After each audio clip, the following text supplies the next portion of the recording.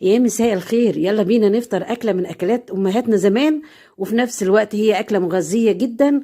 وطبعا هنشوف بعد كده الطريقة. بس النهاردة بقى أنا فطرت بيها وعملت شوية عندهم في التلاجة لأنها بتتاكل وهي باردة، طعمها لذيذ جدا.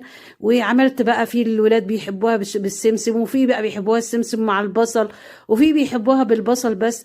فانت لما بتعملي كذا طبق وتحطي بقى في التلاجة حسب طلبهم.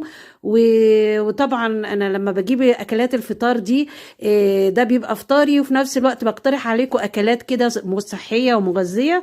فده كان فطارنا النهاردة. وطبعا شلت كده مع كام طبق كده في التلاجة، واللي يفيد بقى من الولاد بيحبوا يتعشوا بيه يفطروا بيه.